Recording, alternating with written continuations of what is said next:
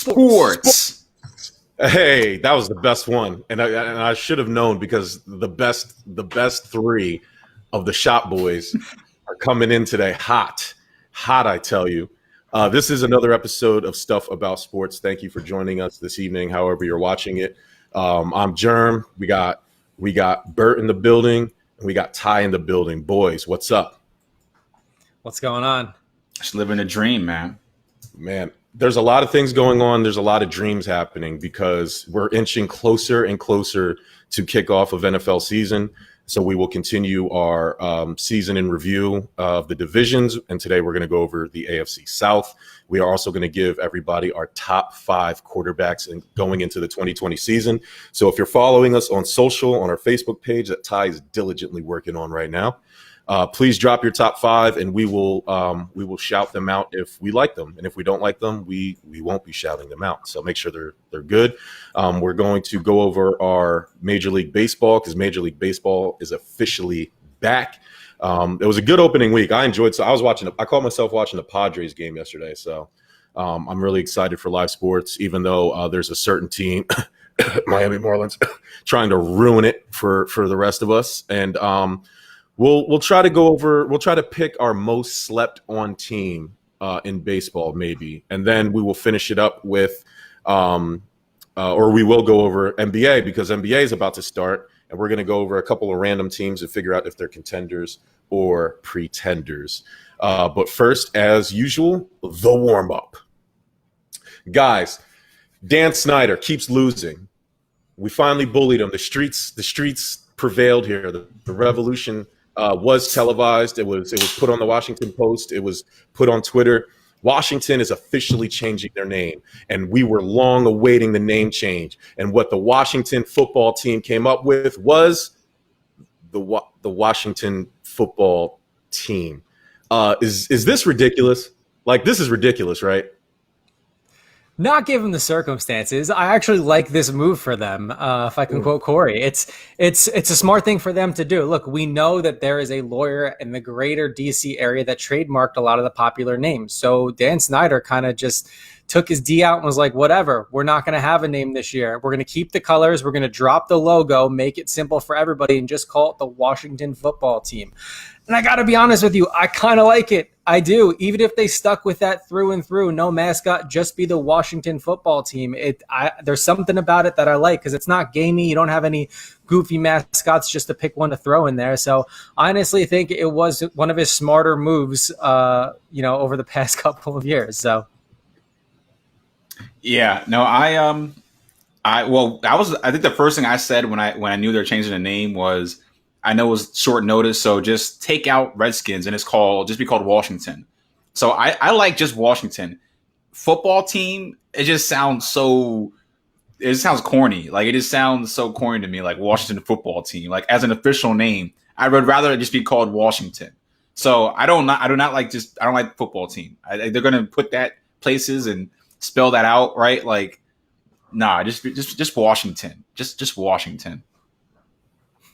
Yeah, I'm with both of you. But I will say, as a brand designer, I will tell you, listen, you could have done better than this. You know what I mean? Like, this is like, pick a name, bro. Like, who cares if the dude's trademark? You are Dan Snyder. All you do is talk shit to everybody, bully this guy, or buy him out, whatever. But it's too quick a notice. But I think we all agreed that we get that. So their season starts soon. So make a change soon. That's temporary. I'm cool with a temporary change, like just Washington for 1 year. For me, I think it doesn't mix Dan Snyder, right? Like, you've been so defiant this whole time. For you to roll over and show your belly and just settle on Washington football team, bro, this was your moment to just be like, all right, you want me to change it?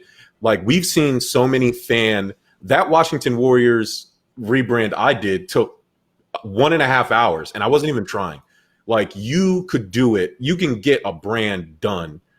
And in less than, they have probably several weeks left at least. You didn't have to rush through it either. You could have made us wait. Like, we weren't going to, it didn't matter. But now the more and more I see it around and I listen to you guys, that's the designer response for me. Like, do something better, Dan, like, especially given your history. Like you should have came out swinging. And we're going to talk about a team that did it right in a second here. But I'm with Ty. Like if you're gonna be forced to do something you don't want to do, at least go to the total polar opposite. Stay with just Washington.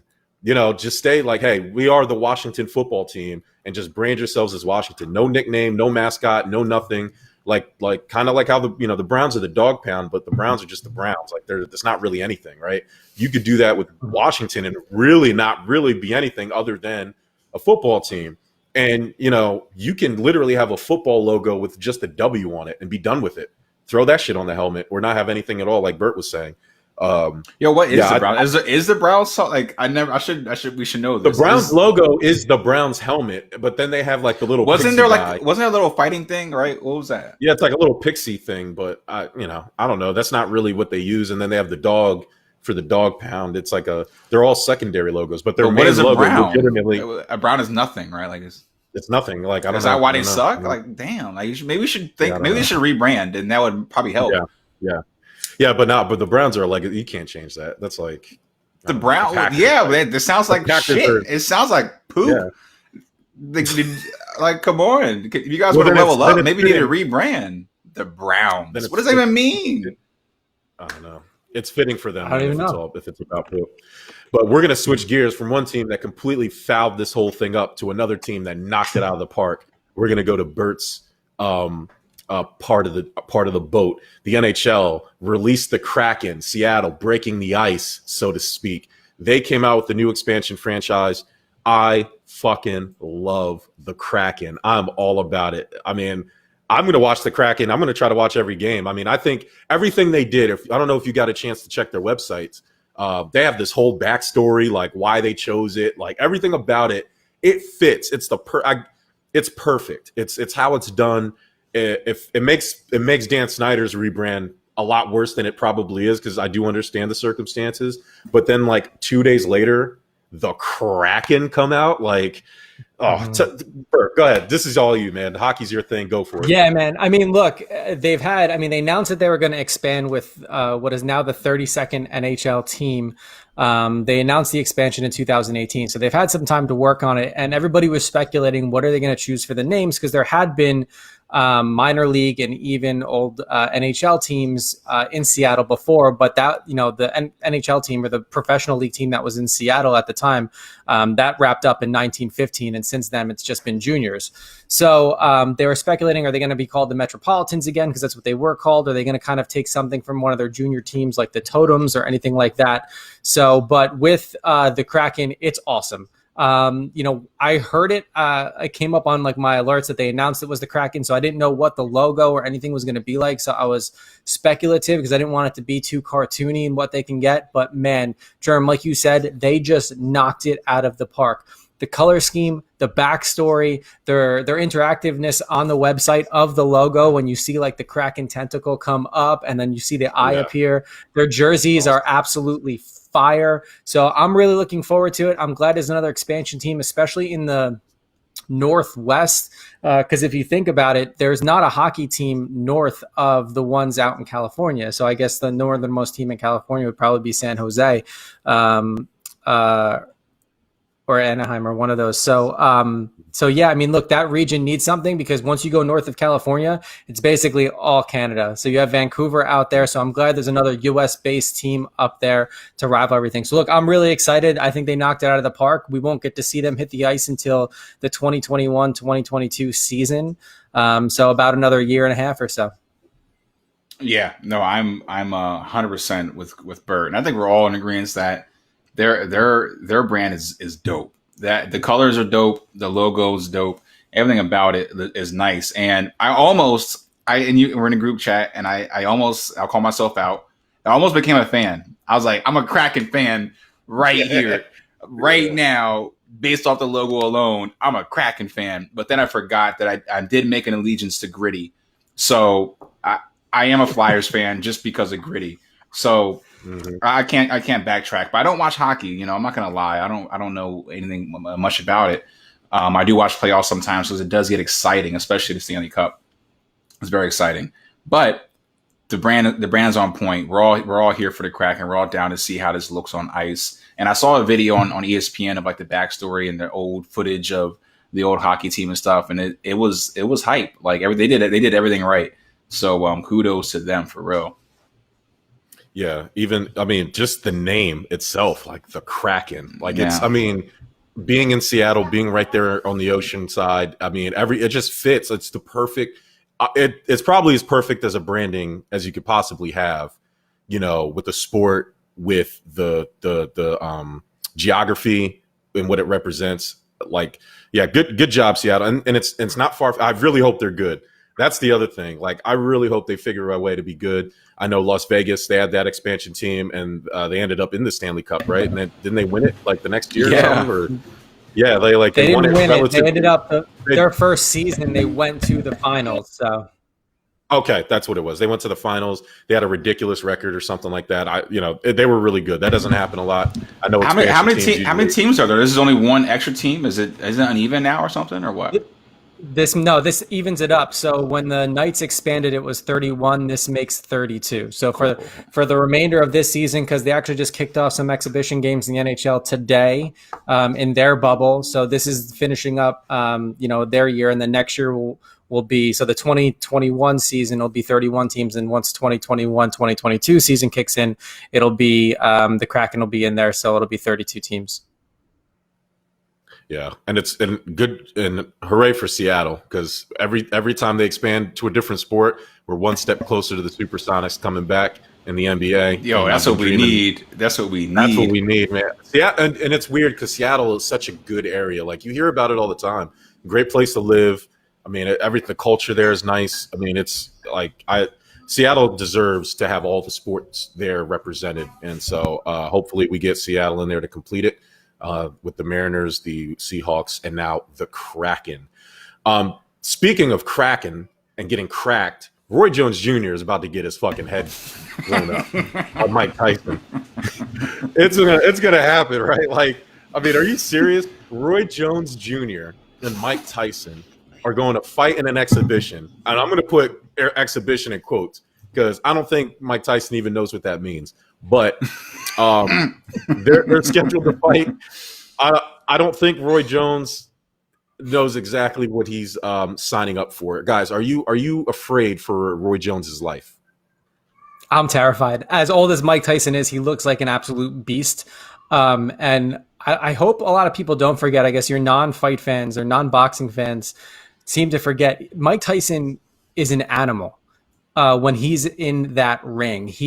It's just full on competitiveness, and when he hits to literally injure. And I guess that's the name of the sport, but there are times where you see it in his eyes. He's out for blood, plain and simple, and he doesn't turn that fighter thing off. Once it's on until the bell rings, plain and simple. So over the years, I don't know if anything's affected him.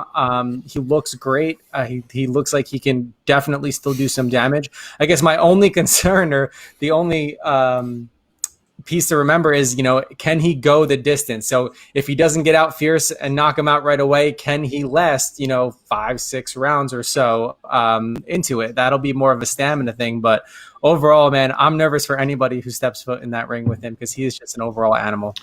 Well, you make a very good point, Bert, because I heard that they might be even wearing headgear, and I definitely going to be wearing oversized gloves, I've heard. Mm-hmm. So I can easily see that. Like, no matter how hard you hit, if you have these pillows on your hand, like, what are you gonna do? Mm-hmm. So I worry about that. That really worries me. That's why I hate where this is going. I wanted to see Tyson versus Wilder. Like, I want to see something real, because Tyson, I think, has something to prove. And he's like, you can see him just in his podcast and stuff, and him in the real world. He just has his itch in him. Like, I want to show how much of a warrior I am. He's just a really wild guy, and he's clearly been in the gym, clearly been in boxing, and he's been thinking about this moment. So I'm very scared for Roy Jones, but I'm worried that it could be a pillow fight. I'm worried about that, and a lot of hard swinging, and it's cool and all, but they'll probably be tired as hell. How many rounds is it? They probably only have 8. Oh, wow. I wonder, man. I wonder how it's gonna. I really would like them just to box. I hope they really just fucking box. Like keep the headgear, regular ounce weight, regular ounce gloves, and go at it. And obviously, Roy Jones has no business even at Mike Tyson being 55 or something. He still has no business fighting him. I don't believe. Yeah. The one thing I'll say is Mike Tyson. I don't think it matters what Mike Tyson has on his hands. I don't care if they're pillows. If Mike Tyson hits you, you're gonna feel it. And I don't care what protective headgear you have on.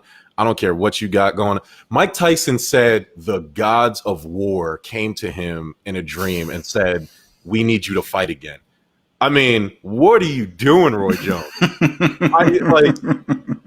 I know you heard him say that. Like, he said it to the world. It's like, oh my God, who's stepping in the ring? Wilder, see, here's the thing though. Tyson doesn't have his boxing license. They took it away from him after the Evander Holyfield. He's never had it since then. That's why it was, and but a lot of time has passed. I mean, this is going to generate a lot of money. Tyson's donating every cent of this fight to charity. He don't give a that should tell you enough. He's not here for money, dog. He's here to knock your life out of existence, bro. He's moving that appointment up with God that everybody has. He's moving your shit up, Roy Jones. It's over for you, okay? I know Ty said he hopes that it's a good fight. Listen, I hope Roy Jones has his will and his affairs in order, because this is probably going to be the last time we're going to see Roy Jones. And I hate to be speaking of a legend like that, but I mean, damn. I mean, have you? He had to. Everybody has the internet. Roy Jones, bro. Mike Tyson is like, he looks just as good as he's ever looked, and now he's mentally. Think about how powerful and dangerous Tyson was, and he was like batshit crazy. Now Roy Jones is not even a heavyweight. That's like, come on. Yeah, that's the other thing. But Wilder said that he would knock Mike Tyson out in his prime. So that's the only reason I want to say, because I don't think you can knock Mike Tyson out now at 53. That's why I want to see it. I want to see them two, man. Wilder, after you get embarrassed by Fury, that's what you should be relegated to. Go prove that. Go fight Tyson. He's 54. Come on. Holyfield was supposed to fight. First, it was Tyson Fury, and then Tyson Fury said that it would be a lose-lose for him, because if he won, they would say, oh, he was 53. And then if he lost, they'd say he was 53 and he lost to a 53-year-old Tyson. Yeah, not Fury. Like, Fury has a respect. I think Wilder is the one that needs to Fury. Himself. That's exactly what I would be saying too if I know I was going to lose to 53-year-old Mike Tyson. That's exactly how I would pussy out of this.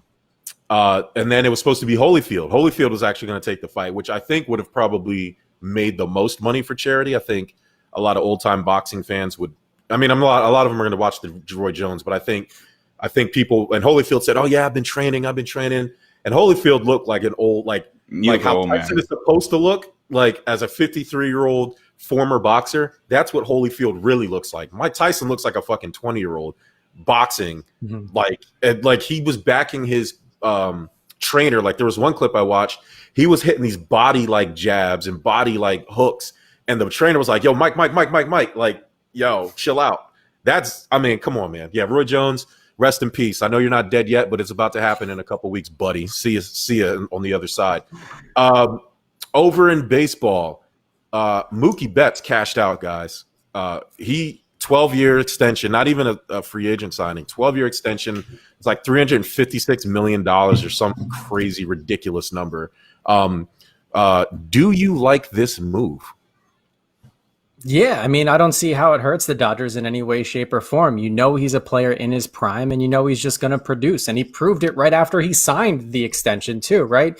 He went out to play on Friday and showed them, this is why I'm worth that much money. Because I think he, what did he go? At least 2 for 3 or 3 for 4 on the day. One of them was a home run or something like that. So, I mean, look, he absolutely crushed it. He's got a good bat. He's got a Gold Glove. So, I mean, why not keep him as long as you can? Yeah. Absolutely. He didn't win MVP, right? Who won? Did we win MVP or no? Mookie Betts last year. No, he was not MVP. He was in the running, right? He was. I think he was NL. I think he was NL MVP. I don't think he was overall. He deserves it. He deserves the money. Mookie Betts is legit. He's proved it. So yeah, did he win World Series? No. They didn't win on a slide. They won the World Series. The Dodgers haven't won the World Series since the 80s. No, but he was in the with World Boston Series. before, and he won Oh, one yeah, with yeah, Boston 2 years ago. So Oh, okay. Yeah, no, he's legit, man. yeah. The good thing about the Dodgers situation is they're mostly homegrown. It's one of those, like, I think this is what you're going to see now, these long contracts where they can stretch out the money. I mean, they're going to have to pay Cody Bellinger, right? So at some point, but a lot of their contracts are free, like they're role players that they can come off the books. The thing, it is ring chasing season now. Like there's a now you've officially, when you sign a player to a deal like that, you've officially started that clock. Like, I expect a ring, and they probably expect a ring. I would say within the next 3 years. No, like that's probably reasonable. I know I it's think 12 they expect it this year. To be honest with you, I would too, and it's like, when you're a team like the Dodgers, and this is why the Seahawks in football, all your talent is homegrown. You drafted well, you made smart free agent, non big risk moves, big money moves, and then now you have this talent, and so they can afford to do this now, and they'll eventually be able to afford Cody. But now the clock is on. Now it's officially on. Once you start that kind of, now it's the rebuilding shit is over. You got your players that they're set up for the next couple years. So I would expect them to be in that World Series picture indefinitely until something, unless Mookie just for some reason, but hopefully he doesn't fall into the trap that Bryce Harper does. You sign this long contract and you underperform like the first month that everybody's ready to like trade you. It's ridiculous. That's why Philly fans don't deserve shit. LA's a little bit more laid back. There's a little longer leash out there in LA.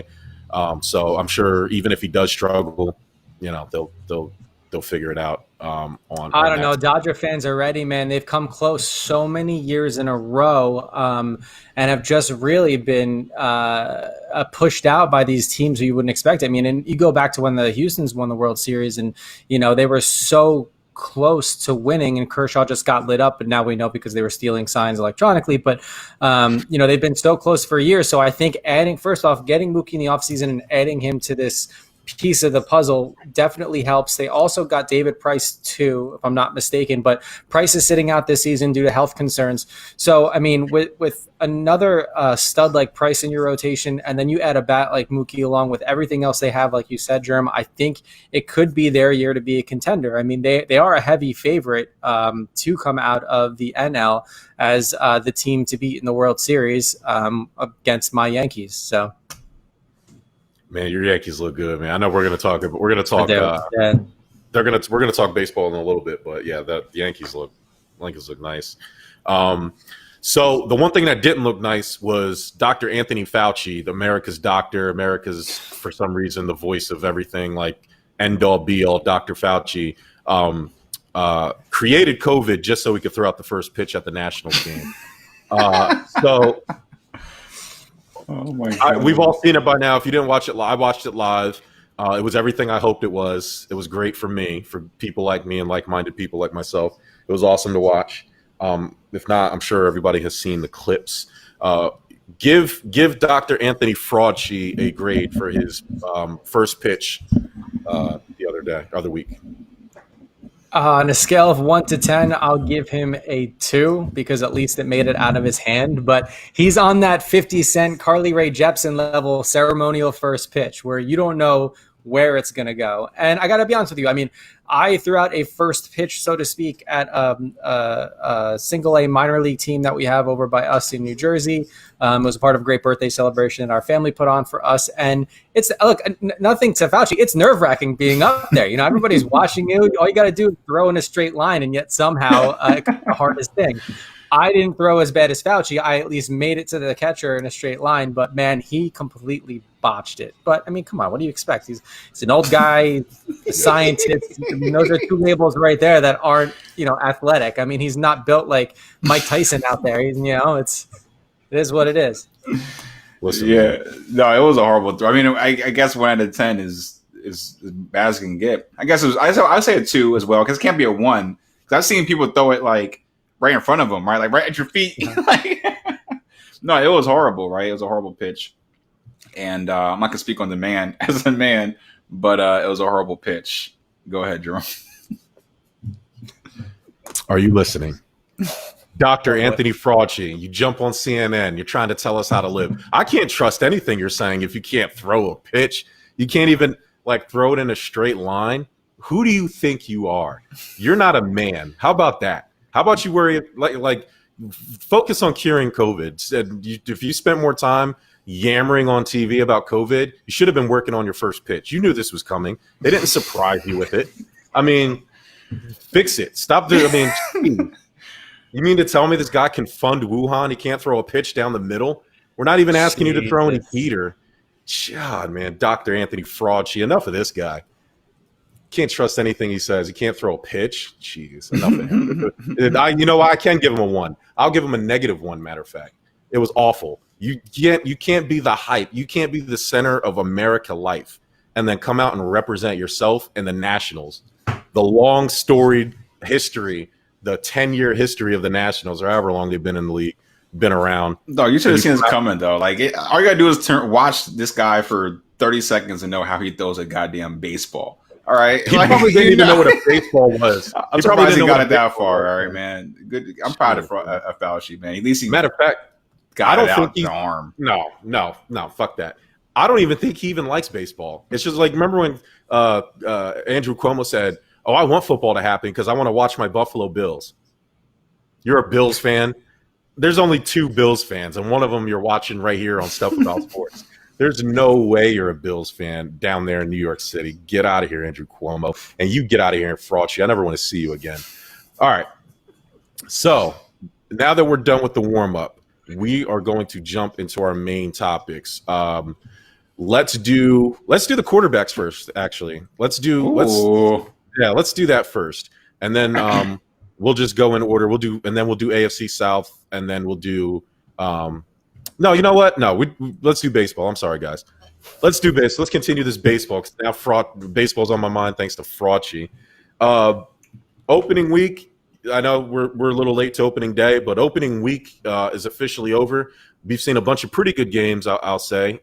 There's been a couple of surprises. What has been your biggest takeaway, all included? You know, this COVID era of sports is like, we're all getting used to it. I mean, we get to see baseball now count, and we're seeing it with no fans. We see it with piped-in fan noise, and the managers taking out masks to argue with umpires. It's like it's almost surreal to watch. But what is your biggest takeaway overall from opening week, and how did you enjoy it? Man, my biggest takeaway is baseball is back. We get to see our teams in action, plain and simple. And yeah, it's a different feel. It's surreal to see no one in the stands, and I didn't think that the piped-in crowd noise was going to affect me watching the game. But I got to be honest with you, when I would hear the cheers, like the boos and stuff, I'm like, all right, it feels like a game now, right? There are some strange nuances, and I try not to listen too much to the actual commentating in between the play-by-play because, a lot of the discussion, and as slow as baseball can be, is just about all the integral changes and who has COVID or what they have to do. And at this point, I'm just like, yo, I fucking get it. Can you just focus on the game? Like, tell me about their offseason moves. Tell me about what they did. Like, it is what it is. If I got to hear one more time about a pitcher's rhythm and the wet towel they have to bring out now as opposed to licking their hands, is like, we get it. It is a change, but it's back. Let's focus on the good. It was weird to see that and who was it? It was a Pittsburgh game, right? He came out and argued with him. They both had he had his mask on, but the ump was digging for it in his pocket and quickly put it on. And they couldn't get close. Usually they'll get nose to nose, but they had to maintain that certain distance. So look, it was exciting. I'm happy. I like the fact that you can hear the players more. You can hear that crack of the bat. That sounds ever so sweet. But, the important thing for me this weekend was just a sense of normalcy, being able to, watch my Yanks at a 7 p.m. start and then on an afternoon game until, reading Monday morning that the Marlins may have fucked it up for everybody. So, yeah, we got. I'll start there. Like that's what stuck out to me the most is hearing that news today. Like, whoa. I guess a bunch of things started snowballing the past couple of days where I guess Marlins players tested, and then who they played last? Was it they played the Yankees? The Yankees. No, they played the Yankees, and then the Yankees were traveling to Philly, and the Yankees were going to use. It got canceled. Yeah, because the No, Yankees. vice No, versa. they So they played the Phillies. Phillies. And then they were in Philly, and then the Marlins traveled away, and the Yankees were supposed to be in Philly this week too Using to the play same them. So locker last room. night's game, Yeah. yep, correct. Last night's game and then tonight's game have gotten postponed. The Phillies have all been tested; they're all negative, which is good, very reassuring. Also, we got a text from Mike too that said apparently that the Marlins knew about some of their players being positive and were just like, fuck it, roll the dice, like let's go and not tell anybody. So No. I don't know if that's 100% true because there has to be ramifications. But I think it all goes, if you look at it, since we're diving into this, it all goes back to like not really a set procedure or dare I say bubble to really protect these players and these teams, because now we're looking at the entire Marlins for right now suspending their season because they throws everything off. Like everybody's schedule, everybody's schedule's thrown off. So what happens if one team's like, we're done? Like, dog, you played 3 games. What you talking about? So here we are. I mean, look, they negotiated so long between the Players Association, the owners, and of course Germ's favorite person, Rob Manfred, and it's like they were too busy focusing on what the players are going to get out of it versus the owners from a monetary standpoint, and they thought they were putting procedures in place, but really there's clearly a gap there somewhere. And a lot of people are saying, well, of course they're playing in Florida, that is now the epicenter of COVID. But to the same point too, I mean, we have an entire NBA playoff about to go off, and we have players inside of a bubble that are tested on the regular, and they're given strict guidelines on what they can and cannot do. Now, granted, shorter season, less teams, right, less travel because they're all right there, and you can do it in a sport like that. But I think it goes to show that baseball needs something like that to finish out the rest of their 60 games. They need like 3 or 4 bubbles. And exactly, but then looking ahead too, and we'll jump to it. I think the NFL is going to have to do something similar as well. But I mean, we'll jump to it. Jerm, I want to hear, or Ty, you can finish up your thoughts on baseball, and Jerm, I want to hear your thoughts on opening weekend too. Yeah, because it wasn't just on the Marlins. The most recent news about the Marlins like really messed me up. But watching baseball, I don't watch a ton of baseball, but I try to watch the beginning of this season, obviously because sports is gone and baseball's back. Let me watch it. The no fan thing, it really threw me off, man. And the audio from the crowd threw me off too, because it wasn't right. It wasn't synced right. And even then, it still makes no sense when you see empty seats. But they were trying to add the boos and the cheers, but it was delayed. It was delayed a second. Like it wasn't a real, you can feel it. And it didn't feel good to me. But it was fun watching. It was fun watching because it still was. It was the same product. It was still fun. I was watching the Mets hit some home runs 2 nights ago, or maybe it was last night. That was 2 nights ago. That was fun. So yeah, I'm glad baseball's back and some variety. I just hope the Marlins didn't mess it up for everybody. I hope nothing crazy happens because of this. Just kick them out and everybody keep going. That's all I can hope for. Yeah, the Miami Marlins are definitely the Rudy Gobert of Major League Baseball. They're about to ruin it for everyone, especially if that's true that they knew about the positive tests and then still continue to play the games. I don't know what you're supposed to do in that situation, but not saying anything and like just trying to but that's my real biggest takeaway. There's a couple things, honestly. Baseball as a whole has kind of undermined their own kind of rules about how the season's supposed to go. It's not just the Marlins. A lot of teams are not really following what they're supposed to be doing for the sake of the season. And I think it has a lot to do with how the negotiations went. You went through all this trouble and all this fighting to not agree that the one thing you probably can't do if you're the Marlins, if I'm going to sit there and excuse it, is report your breakout, your outbreak of COVID in your locker room. So from that standpoint, I probably I could justify that. Like, not that it's right, but I could explain that okay, we went through all this bullshit that and if we let this out, there's a good chance that they're going to cancel the season. So let's try to at least get away with it. And now the problem is they're probably going to cancel the season anyway. Now that you're caught. And so, but my biggest takeaway outside of some pretty good baseball is the fact that we went through all of that stuff with the owners and the players. And the one thing I thought about was, bro, they were fighting over nothing. That entire negotiation was bad faith. The owners are talking about, we're going to lose money. You just gave Mookie Betts $356 million. The Mets are trying to be sold for $2 billion. TBS stole the baseball rights to one of the teams for another $1 billion. What are you talking about? There's not enough money.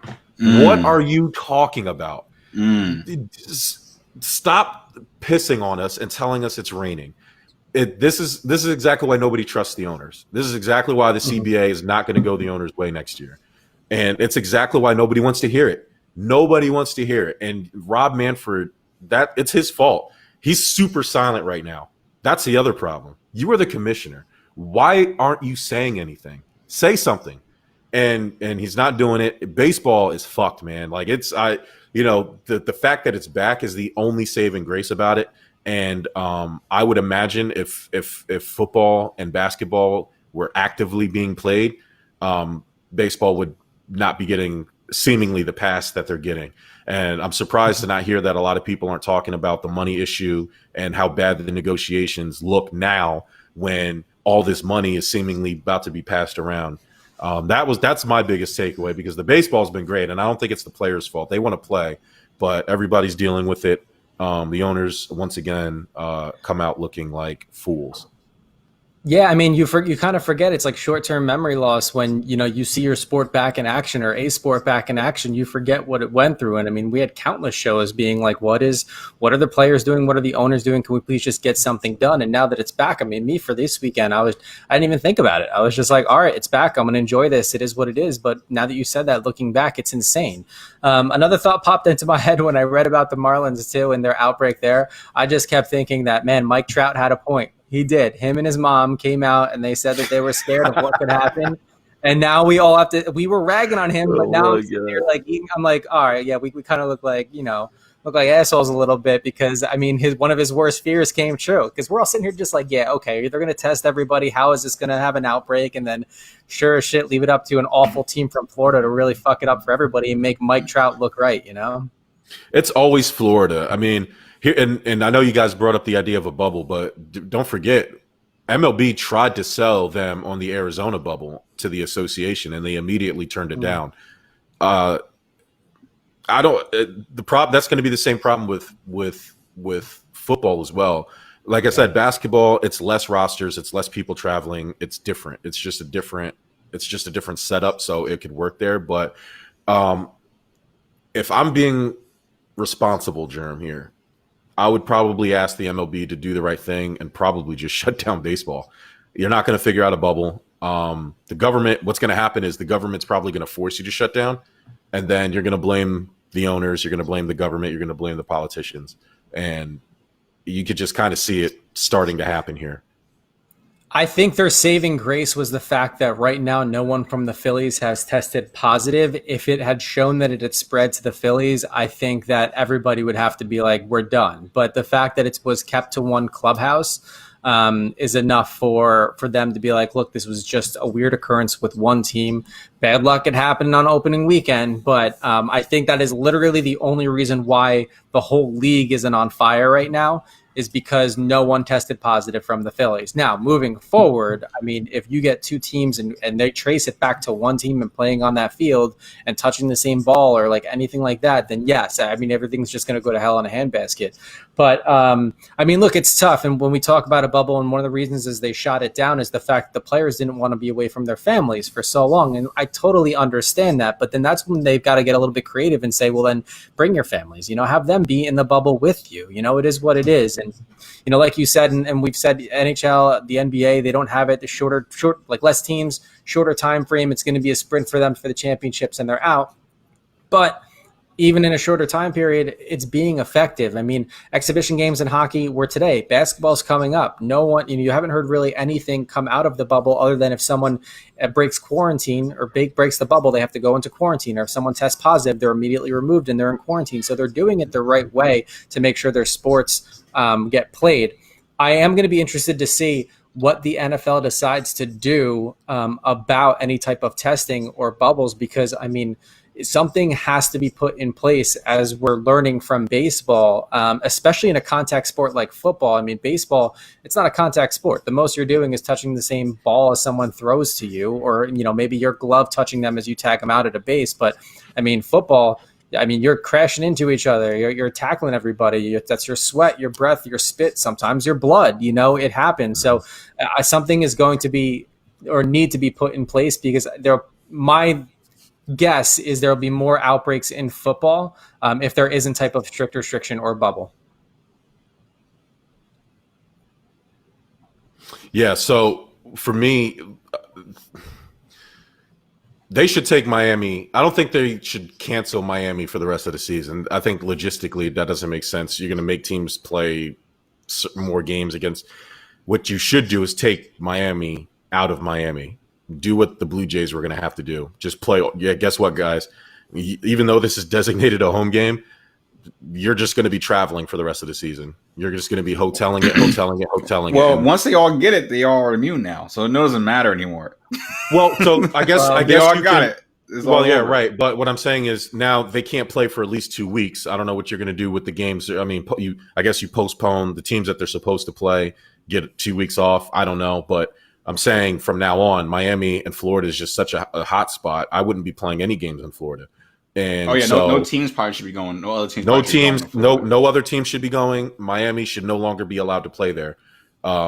They should just travel for the rest of the year, and whatever games are designated as home games. What I see is that Marlins are making a decision to exit out of the league. That's what it seems like that I'm reading, or what I heard is that it's not okay. MLB. It's like that Marlins are like, oh, all right, we're just going to step out. That's what it seems like. I just read it. I didn't read who it was coming from. I just read it was one of those things being circulated. Mm-hmm.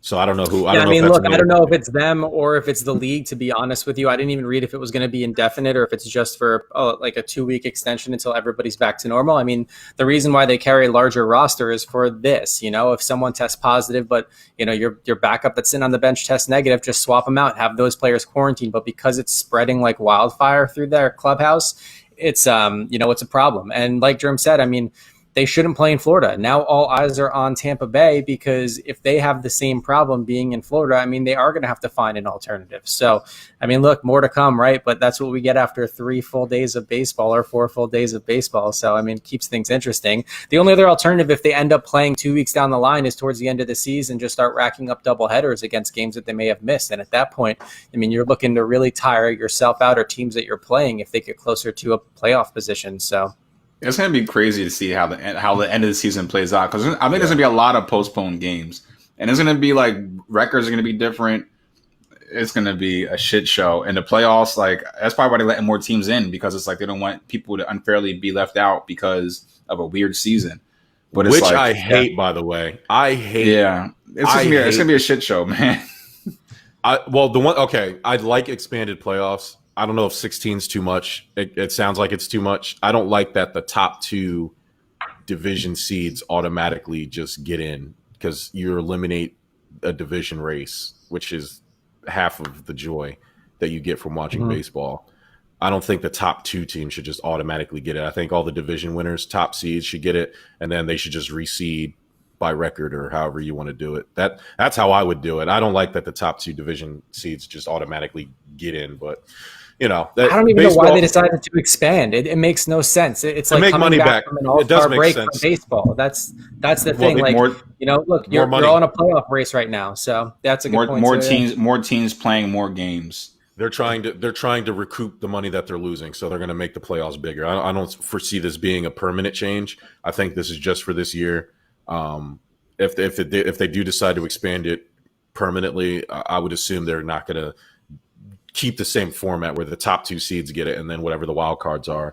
But I think this is purely just to recoup whatever money they can from a seemingly lost season. So, we'll see. I want these players to be healthy as possible. I'm not one of those people that somebody catches COVID and wants to shut everything down. I think I've just wrapped my head around that COVID is just going to be part of our life. We do need to start normalizing it. I do understand the caution, the precautions and everything now, but Rudy Gobert got it. One player openly got it, and they shut down basically sports. We've seen it in the UFC. A fighter got COVID, and they just pulled him out immediately. They didn't cancel the event. They're not canceling baseball as of yet. that's part of the normalizing process. Like it's not completely paralyzing sports, which I guess is a good thing.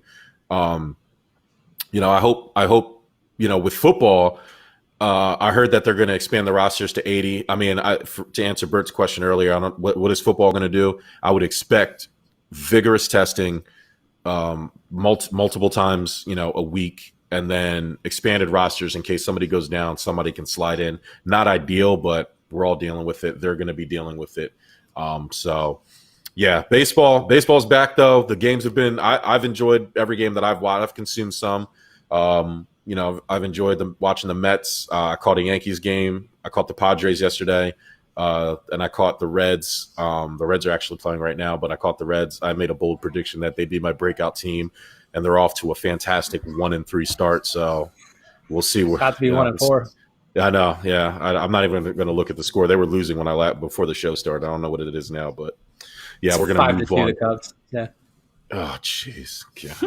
Cubs. So now we will shift over to football since it is the next sport. We are going to preview the AFC South in just a moment, but first we are going to continue our top 5. And this week we are doing our top 5 quarterbacks heading into the 2020 season. So, Bert, we will start with you. Give it to us. Yeah, I mean, look, number one, you have to go with the man that just got paid and just won a Super Bowl. That's money Mahomes right there. I don't think there's anybody that can knock him out of the top spot right now. But my number 2 is close with Lamar Jackson. And then 3 through 5 are heavy hitters year over year. So I have Aaron Rodgers at 3, Drew Brees at 4, and Tom Brady at 5. It was tough for me to replace Brady with anybody else in the league. He's been inconsistent. Yes, he's been, with the same team for 20 years, but I think even in Tampa, he's unfortunately going to be a force to be reckoned with. I like that. I'm not mad at that. I think I went a lot different. Lamar Jackson is not in my top 5. I love him athletically. I love him as a player. There's other quarterbacks I like better, unfortunately. But Mahomes, I'm in agreement as the best quarterback in the league. I think that's one of those. It was almost unarguable, in my opinion. This guy is just ridiculous. It's ridiculous, Mahomes. I'm bringing in Brady as number 2. I can't help. He's just the best in the league. I would rank him there regardless of any team he's on.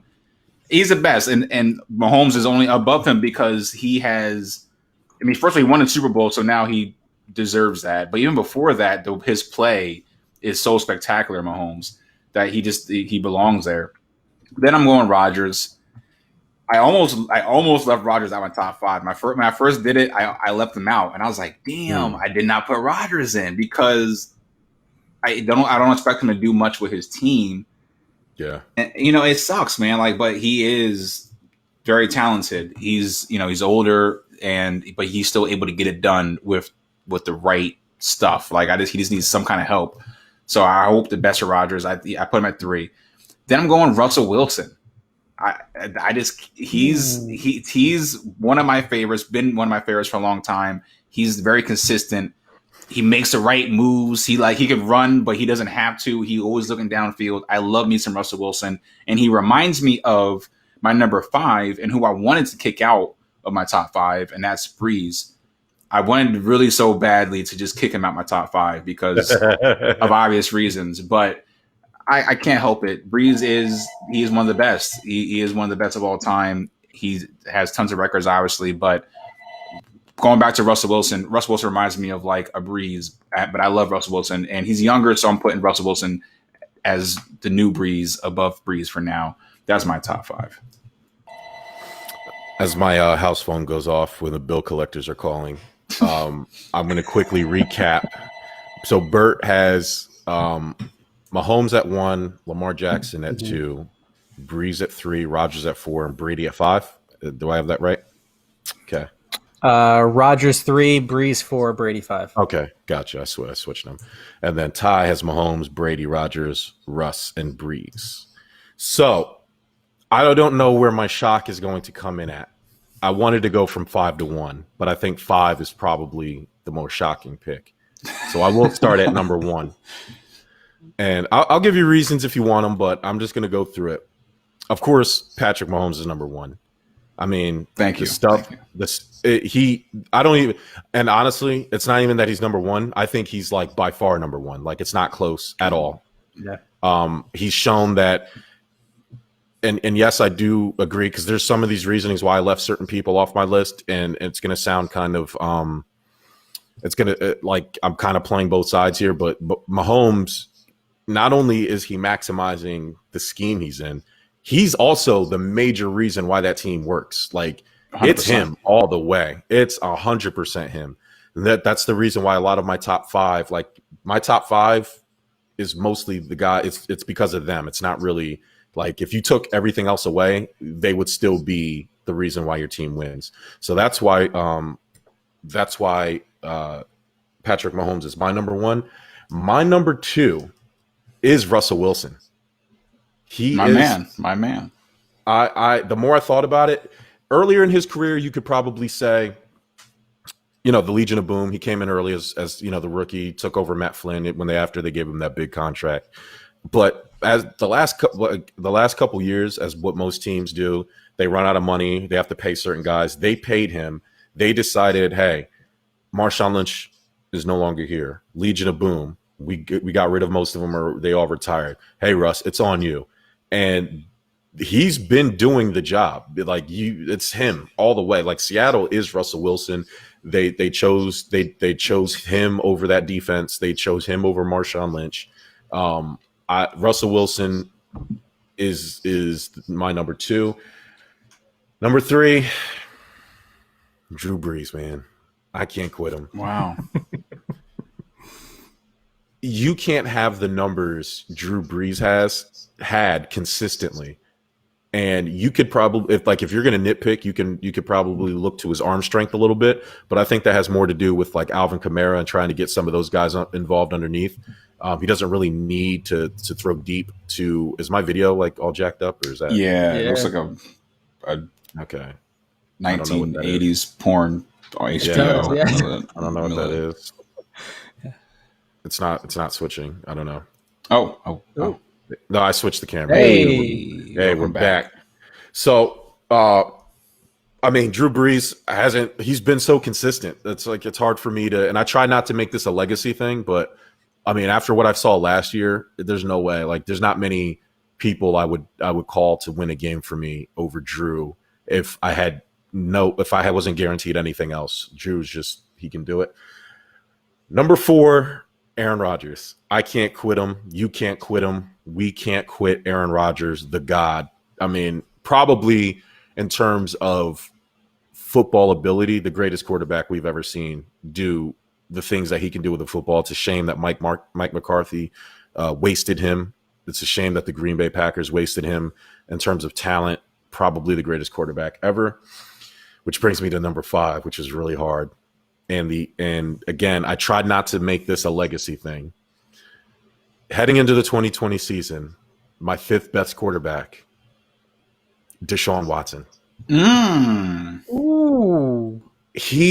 When you look at the Houston Texans, the incompetence of Bill O'Brien, no GM, all the shit he had to deal with to come back in the playoffs last year, 16-0, and win that game against the 3rd best defense in the league in the Buffalo Bills.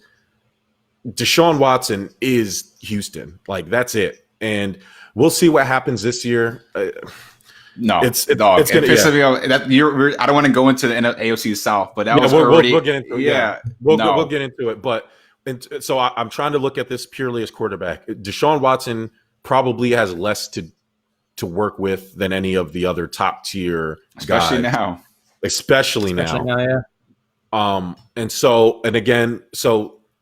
I know that I'm missing a couple guys that I know you guys are immediately that are glaring. I had Deshaun on my top. That's what my 5th was until I remembered to bring. You thought about it. You thought about it. I got to bring Rodgers in, but Watson was my 5th, man. I like Watson. So Tom Brady is not in my top 5 because I refuse to just check the Tom Brady boxes off. There was a decline last year. There was I couldn't take anybody off my list for the reasons that I was making this list and throw Tom Brady in there, even though I wanted to pose this question specifically to you, Ty. This is the best team Tom Brady's ever had, right? Yes. Okay. By far. Not by far because he had Moss, but still damn near by far, man. Almost. I was thinking about it. I'm like, once I looked at the roster, I was like, yo, this is probably the best team. Of course. We got 2 top 10 wide receivers. I mean, and then you have Gronk as well. That alone is hey, Madden. is The guys who were in charge of Madden, you were smoking the good hashish by making Rob Gronkowski a 95 in Madden. Damn, he's a 95? He's a 95. Like, damn. Knock it off. Like, I get it. It's Gronk, but relax, okay? He can't be a 95, bro. Like, out the gate. He's taking a year off. His injury should be 95. I mean, God, man. At least let him play first. I mean, just start him off at a modest number. Like, if you want to respect him, I would have gave him an 80. And then it's not like you can't just adjust the ratings. But I'm saying like 85. But no, 95 whatever. A is 95 is a lot, bro. Above a lot of good tight ends in the league. There's no way he should have a higher rating than Darren Waller from the Oakland Raiders when he's been killing it. He had a really good year. He actually played. It's ridiculous. But and then the other glaring one I had missing was Lamar Jackson. And I've been consistent on this show and in many of our debates. I am unwilling to just pass the crown to somebody after a year.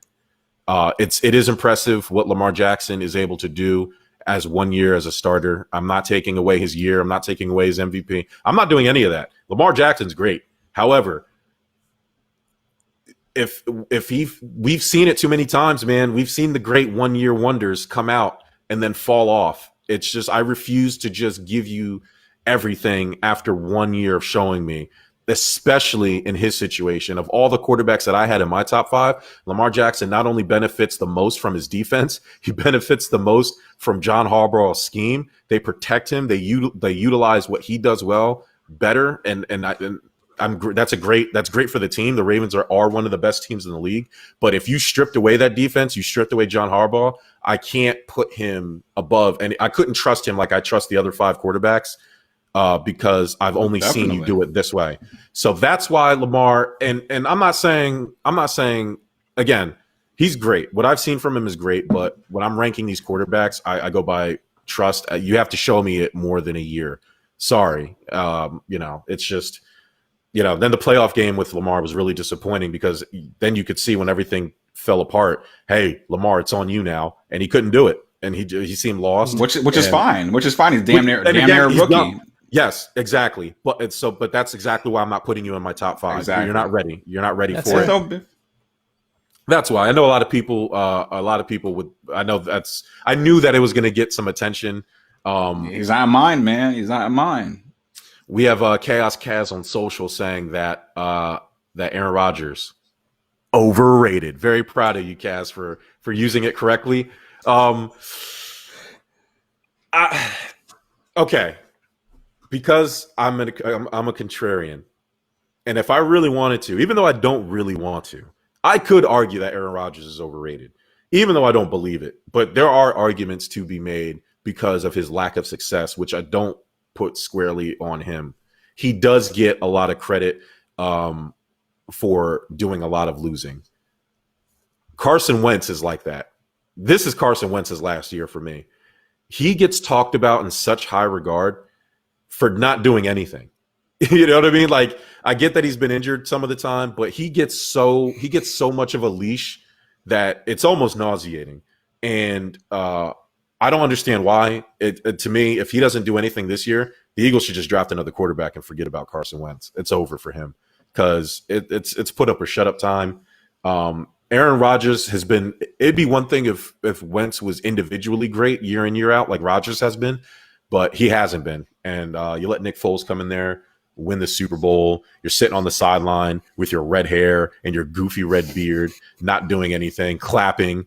Like, stop clapping. Nick Foles Stop clapping. Stop cheering your teammates. All right, enough of this. So, yeah. So that's our top 5. That's our top 5 quarterbacks. Now, AFC South boys. Ty, who did you have winning the AFC South in our way too early predictions? I probably picked up Titans.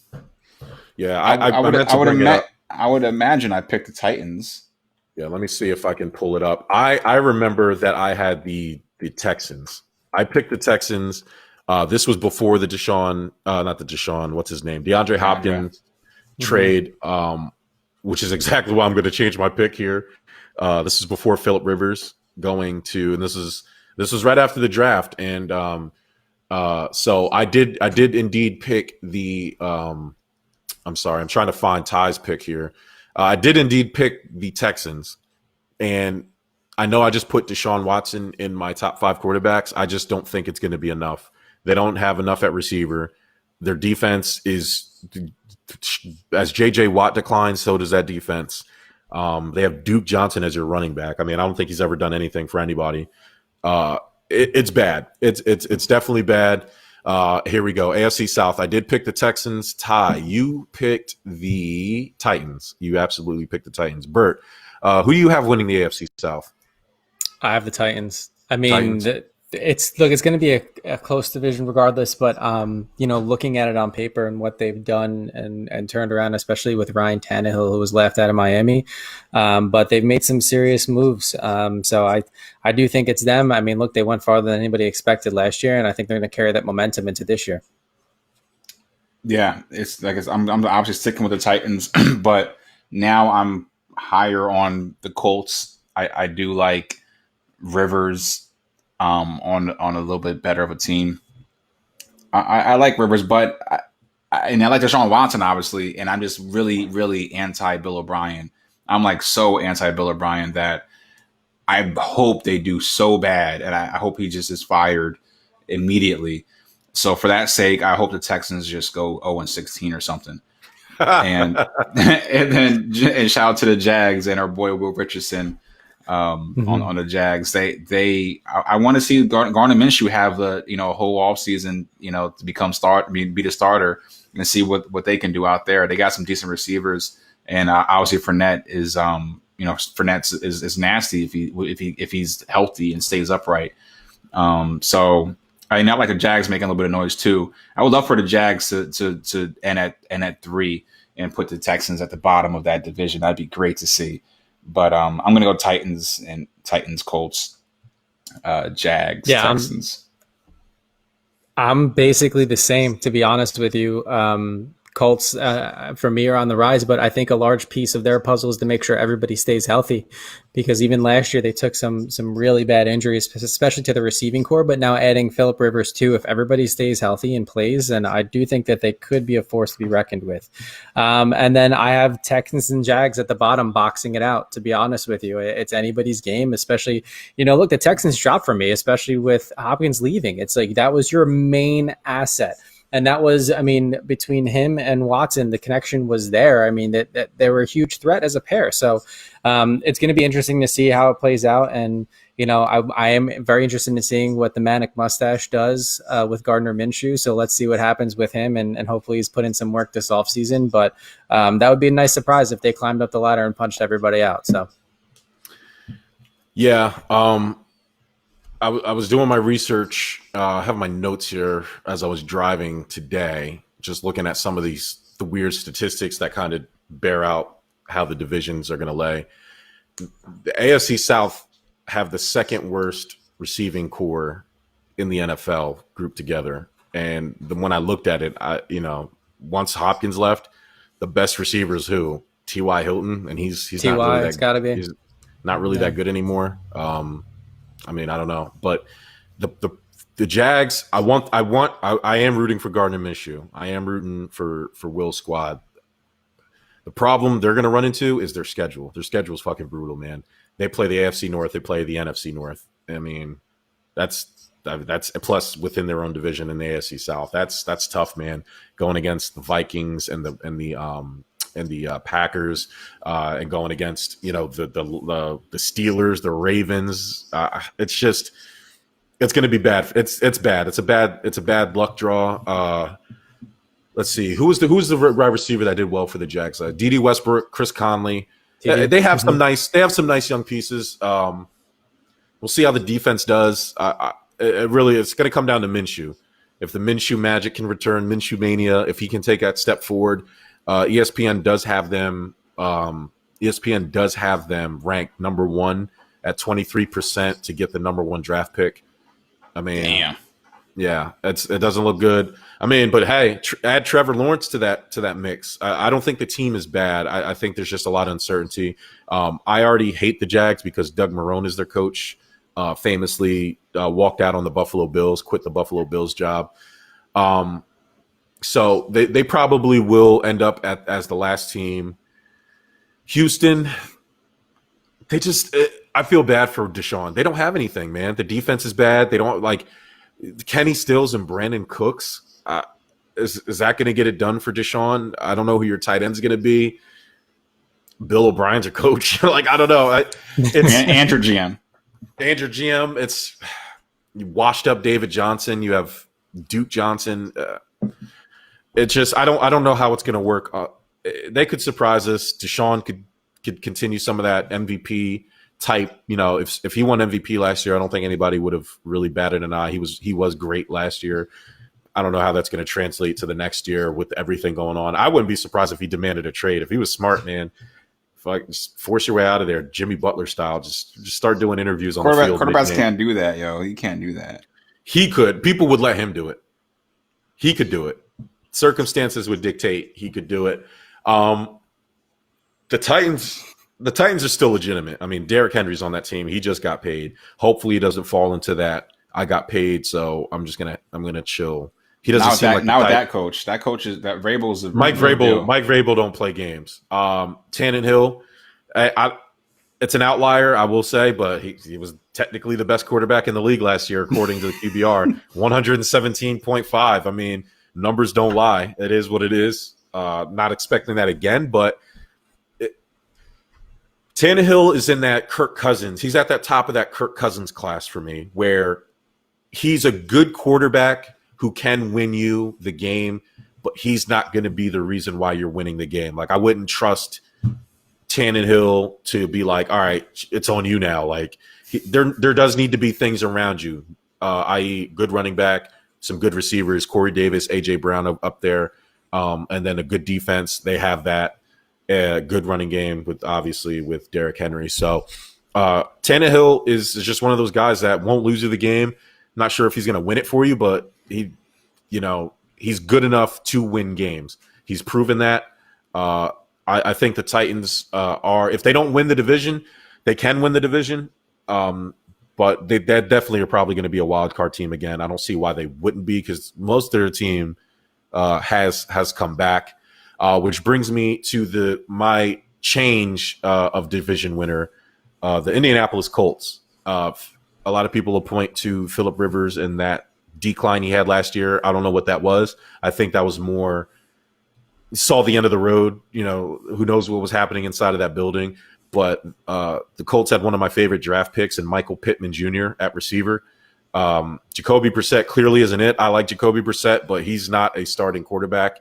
He's a guy. He's Ryan Fitzpatrick. He's the guy that if your starter goes down, he can get you. He can get you some quality play for a 4-game stretch.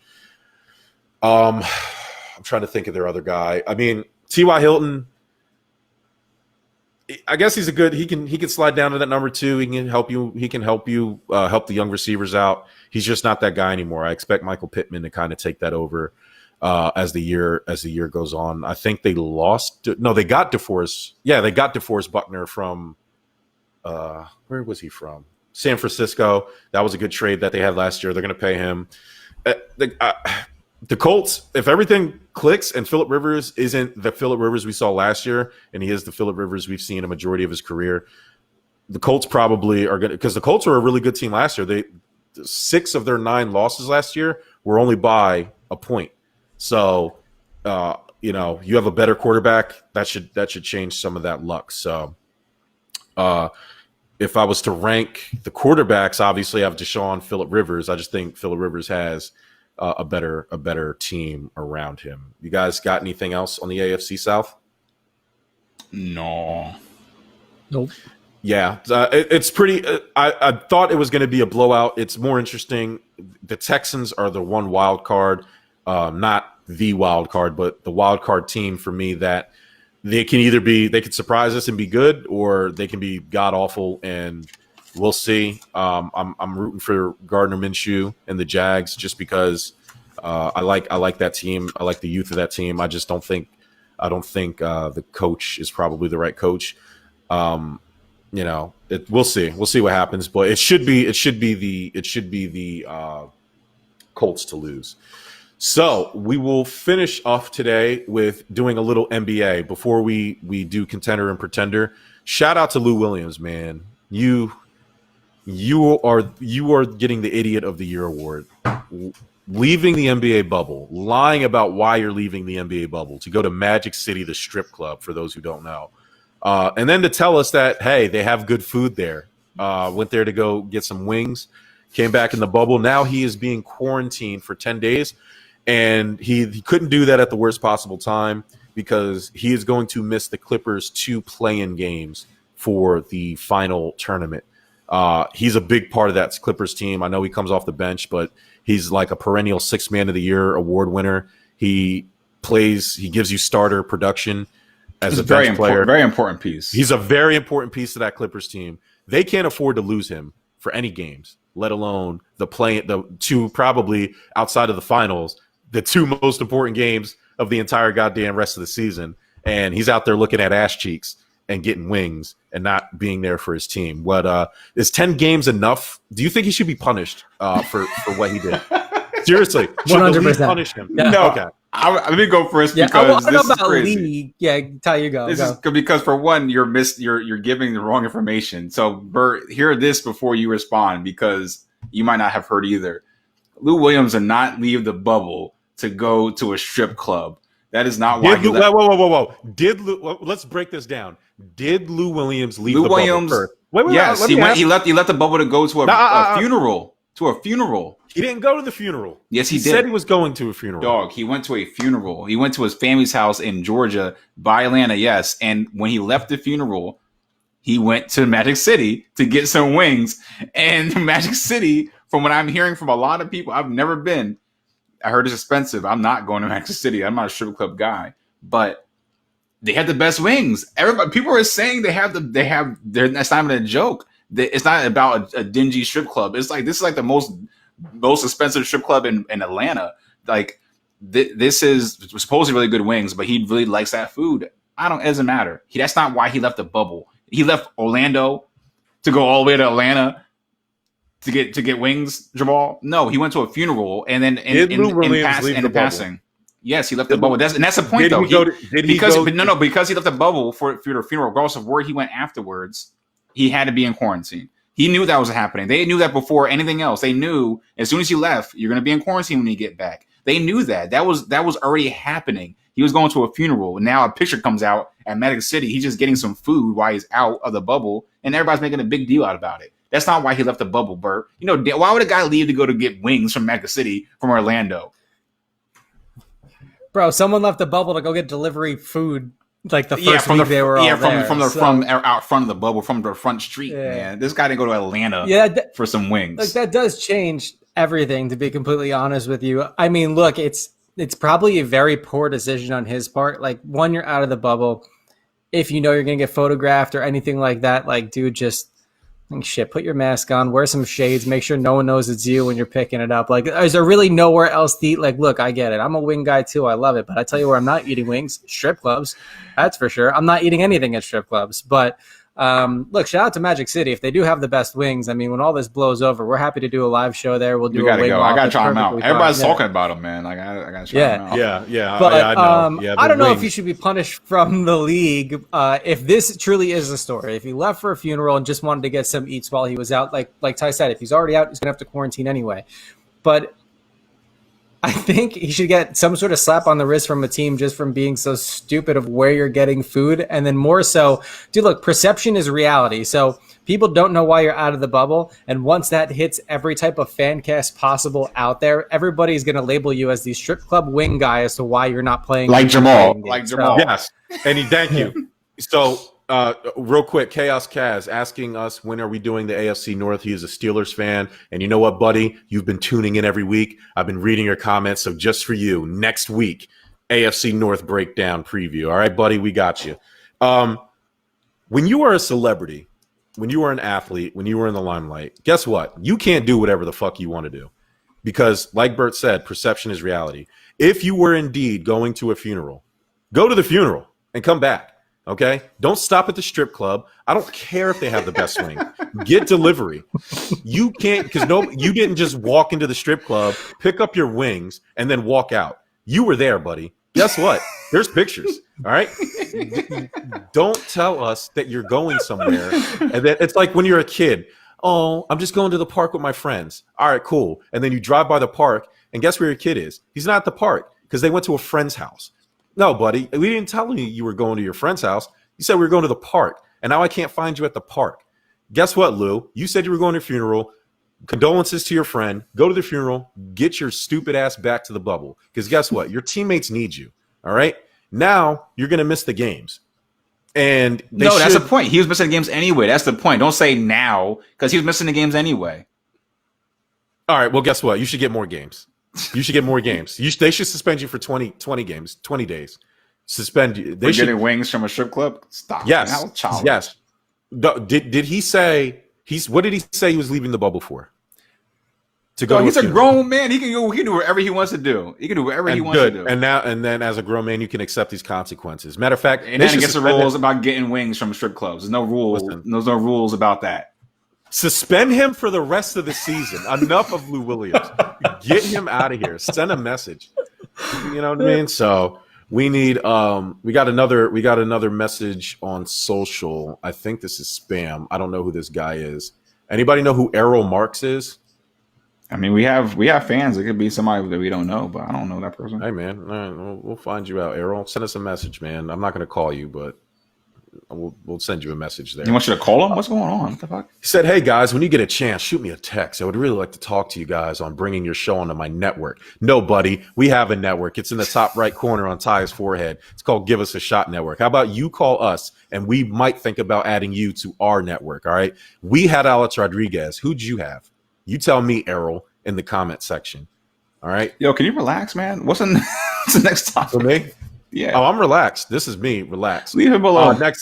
Next topic. Contender or pretender? So now that the bubble's starting, we know who the title favorites are, right? We know it's the Lakers, number 1 seed. We know it's the Bucks, Giannis doing what he has to do. I picked a set of some random teams we're going to go through. And I'm going to simply ask you guys, are they contenders or are they pretenders? First up, the Oklahoma City Thunder. I mean, I'm going to be picking these solely off of the name as I don't avidly follow basketball, but I'm going to go pretender on this one. I mean, I don't know. The only thing I know about OKC is everybody basically left, except for who's still there. Russ, right? Russell Wilson? No, nope. Not Russell Wilson. Westbrook. Westbrook. Nope. No, he's not there anymore? Then fuck them. Pretenders. That's enough right there. Exactly. Pretenders. Who's their point guard? Their star point guard that they traded Russell Westbrook for? Ty? Chris Paul, right? Mm-hmm. Chris Paul. What has he ever done? Big old Chris Paul. Top 5 points. If Chris Paul's on your team, there's the only thing you can guarantee is you're going to win a lot of regular season games, and you're not going to make it out of the second round of the playoffs. You are pretenders. I don't care how good of a coach Billy Donovan is. I don't care that Roberson, 191 days away from the team, dealt with a brutal leg injury, finally came back. He actually single-handedly beat the Sixers the other night. I'm really upset in that scrimmage. But shout out to him. He actually fought back from a pretty bad injury, and that to see him playing basketball is actually pretty good. The problem, the real basketball analytics outside of the Chris Paul thing, they just don't have anybody off the bench that can create for them. That's going to be a problem in the playoffs. Once Gilgeous Alexander, Dennis Schroeder, and Chris Paul exit the game, they're not very big against the bigger teams, which a lot of the teams are out there, especially out west. I don't know how you're going to do it. They have had a really good season. They overperformed. People wrote them off. But, yeah, Chris Paul's on your team. You're not going to make it out the second round because that's all Chris Paul can do. Chris Paul, overrated. So next, the Boston Celtics. Boston. Oh, that's a terrible Boston accent. I'll never do that again. I'm sorry. Boston Celtics. I can't like anything that comes out of that city. I'm going with pretender. Wow. Yeah, I have to go contender because Mm. they're Boston and because they're Boston, right? They come from a winning, just a winning franchise, and the coach is no joke, and they don't have the same squad, but they still have a lot of talent, and anybody's game now, man. This new bubble formula, I think, is anybody's game. So Celtics were up there, right? They weren't second in the East, were they third in the East, Jamal? Going They before were this, third. Yeah, yeah, the third it was the Bucks, the Raptors. Raptors. Yeah, yeah. Mhm. No, they're definitely contenders. They're not better than some of the other top teams in my opinion. I think they're still not even the third best. Well, no, they probably are the third best. I would say the Sixers are the second best though, and yeah, no, I think they're definitely contenders though. Yeah, probably more so than in the past years. I used to get into fights, guys who were trying to. I'm a Brett Brown defender, and people are talking about the Celtics, but Brad Stevens hasn't really won anything more or less than Brett Brown has. I know Brad Stevens gets a lot of love in the basketball communities for being a great coach, but he hasn't won anything. You have Jason Tatum. A lot of people have crowned him. He had a really good rookie year. He kind of had a fall off. He's been semi inconsistent. Like, I don't think he's had the track record of some of the other young stars. I think he does get a little bit more credit than he should. The talent is there for sure. We've seen it. It's just he hasn't really put it together fully, more so than some of the other young players. So we'll see. I'm going to say I think they're missing something. So I'm going to say pretender. I don't think they have a realistic shot. I know that's going to be an unpopular opinion. I just don't see what they're great at other than being a team, like together. Like Gordon Hayward, you still don't know what you're getting out of him. Maybe this break has helped him out, but I don't know what you're going to do against the bigger teams. I don't think Enes Kanter is going to get it done for you. And off the bench, I think Carson Edwards is all they got. To be honest, we'll see. But for now, I think my gut reaction is to label the Celtics pretenders. The next team on the list, fuck it, hometown bias. Let's go with the Sixers. Oh, contender for sure. Yeah, no, they're obviously contenders, and not just about the home team thing, but the talent, man. It's just the talent on the squad, and not to mention if you're watching exhibition games, the only thing that people could say that was holding the Sixers back, we might have fixed that issue, and if that issue and that hurdle has been jumped, then goddamn everybody better watch out if Simmons is taking jump shots. Oh man, He this hit a guy. couple. He's hitting some jump shots now. Listen, you guys better watch out because and him playing a forward too. So the ways the Sixers switch their lineup up and the rotation up is looking good so far in the limited minutes that they're testing out, and they're clearly contenders. And the Bucks better watch out. I believe to this day, even without the lineup change, if that quadruple fadeaway, even though he traveled, Kawhi Leonard shot, the Sixers could have won that series, and we would have matched up perfectly with the Bucks because we've been kicking their ass all season last year. If you look at that Sixers team on paper, we probably have a top 3 starting 5, right? I don't think anybody. Bert, you're frozen if you want to restart. Yeah, I'm gonna have to do that. They have a top 3 starting 5 to me. Moving Simmons to the 4 definitely seemed like more of a like a last hurrah, like type of shit. We tried everything else. Him running point forward, it should have been done, honestly, after year 1. To me, I know a lot of people have shared that sentiment with me, but he should have always been a 4. I know that's Tobias Harris' natural position. I wouldn't have minded shifting Tobias Harris to the 4. And maybe I think you could have kept Simmons at the point, but and then move Harris to the 4, maybe Milton or Richardson to the 3. I don't know, but I like it, man. It looks good, especially the fact that he's taking shots and he's taking more than just 1 or 2 shots a game. He just needs to keep doing it, man. Just keep keep taking the shots. Who cares if you miss them? Because all we need you to do is create space. And having him, the Sixers were one of the least pick and roll teams last year. So the fact that he's at the 4, they're running more now. They've run so many. They run. If you watch the games, they're running them shits. And to have Shake Milton, who can create his own shot at that point, so they have to respect it, is perfect. Shake Milton has the chance to grow into something special, I think. And then having Horford come off the bench is just beautiful. You can mess with the lineups. It looks like he has a little bit extra pep in his step. And so the Sixers are going to be dangerous. They are most definitely a contender, I think, especially with the move at moving Simmons to the 4. Denver Nuggets, Bowl. Talk about it. Man, Denver Nuggets. I like me some chicken nuggets, so I got to go with contender, you know? Yeah. No, they're pretenders. They're pretenders. They're pretenders not because they can't hang. I think they're going to surprise people in the playoffs. I just think, like this guy, Manute Bol's son, Bol, shooting 3. He's playing like a guard. He's like 7'6". He's pulling up, taking 3-point jump shots. He's all over the court. Jokic, I was kind of nervous because of his extreme weight loss. He does seem to be getting bullied a little bit more, but it doesn't seem like it's affecting him too much offensively.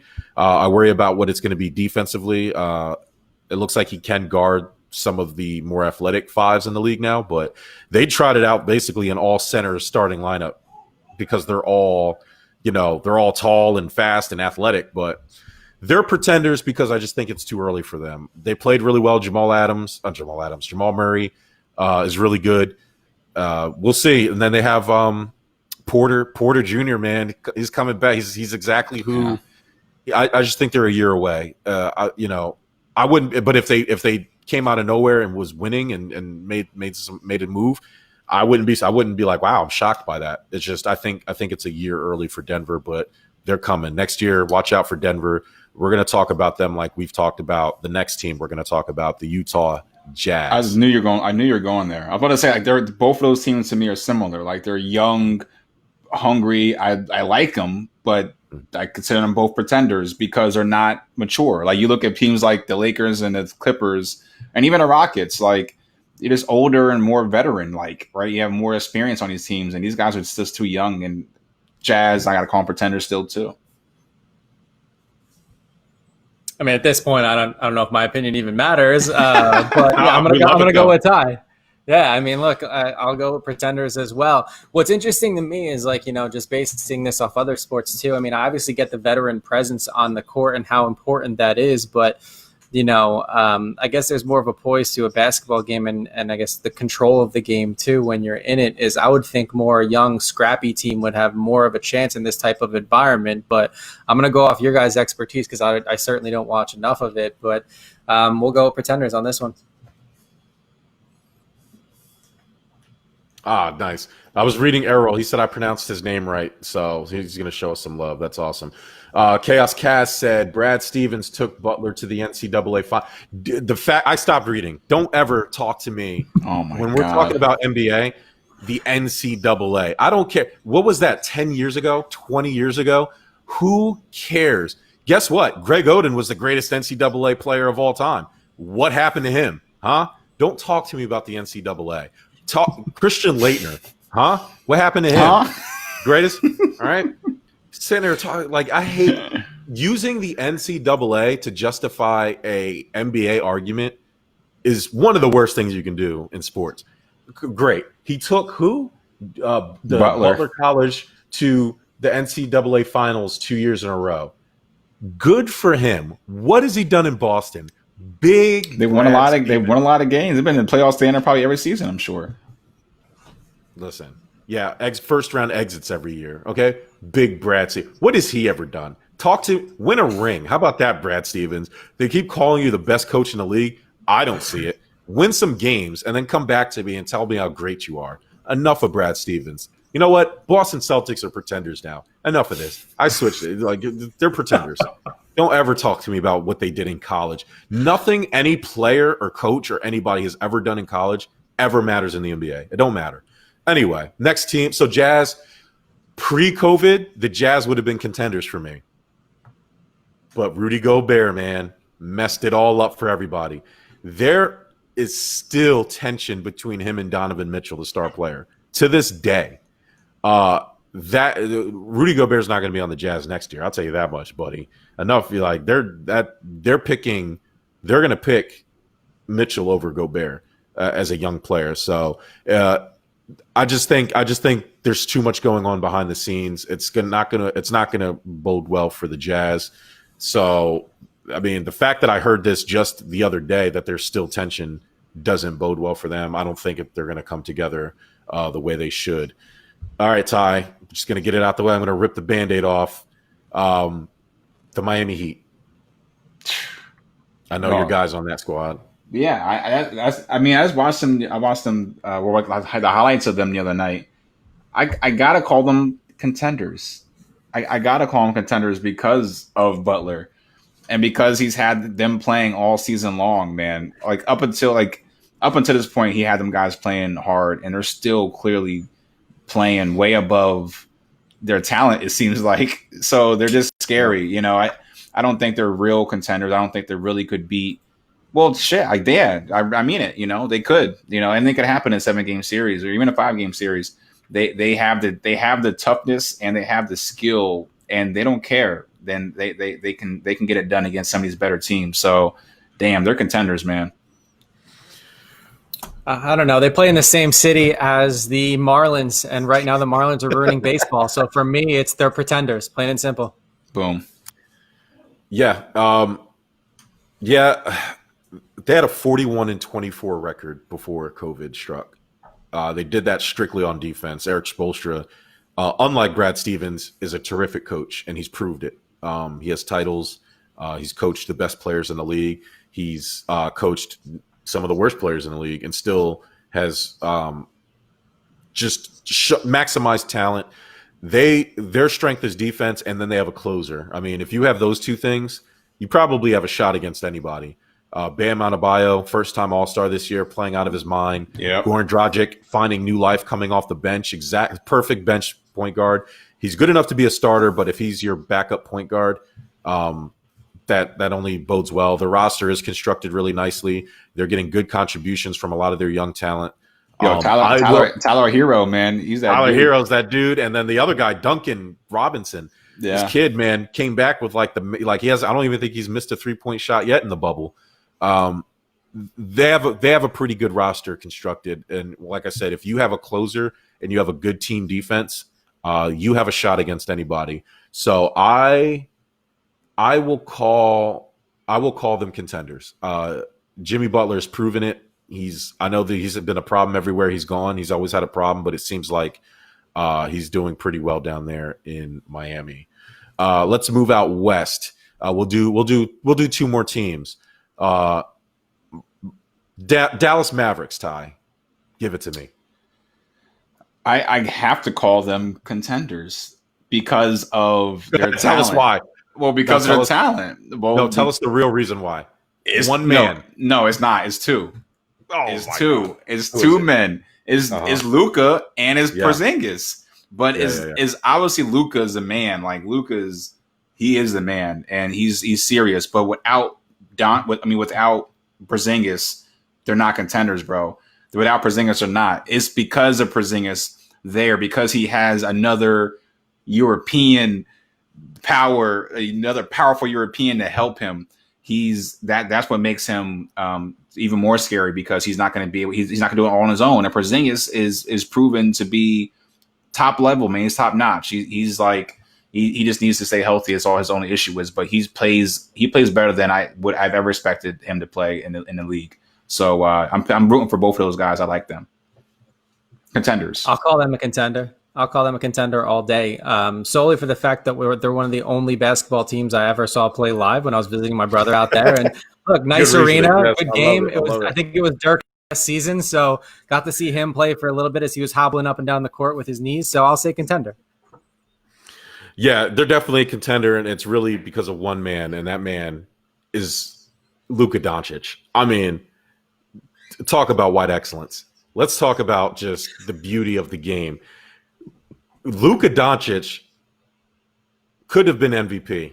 Like, he's playing MVP level basketball even before. Outside of James Harden, he faces the most double teams and the most traps, and he still is single-handedly winning games for the Dallas Mavericks. Rick Carlisle, again, unlike that fraud Brad Stevens down there in Boston, maximizing the talent.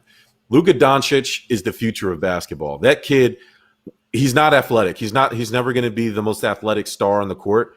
In terms of pure skill, he's absolutely top 3 in the league. When you come to when you're talking about we talked about with Aaron Rodgers, just the ability to play the position quarterback. When you're talking about the skill of basketball, man, Luka Doncic is poetry in motion.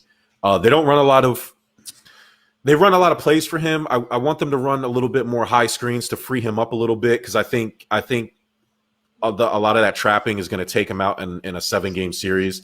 I think that's going to tire him out. They need to, like Ty was saying, they have Porzingis there to kind of spell that, but Porzingis doesn't have the ability to kind of, I'm not going to say create his own shot, because he can, but he needs to do that like in the block. Luka can do that from one end of the court to the other. He can bring the ball up on his own and create his own thing on his own. I think Porzingis needs somebody to kind of help him facilitate. I think Porzingis has the skill to beat anybody off the dribble and do things like of that nature. We've seen him do it in New York. We've seen him do it in Dallas.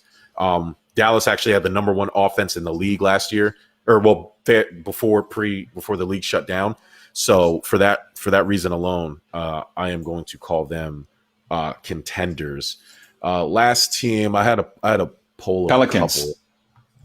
You want to do it? All right, they have to. I mean, they're the most exciting team.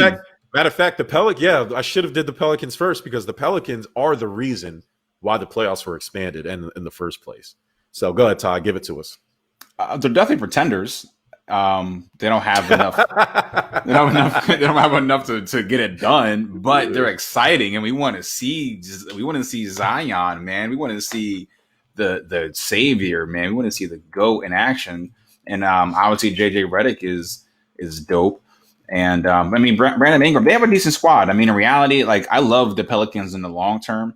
It all revolves around Zion, though, and as long as he continues to make steps forward, they're going to be contenders very soon. Just obviously not this year. Zion still needs to bring his brain and his body all the way together and do the right actions to become the best player in the league. He hasn't done all that yet. He's still a baby. So yeah, they're pretenders until Zion matures. But they are very intriguing, and they can make a little bit of noise, but they're just exciting to watch.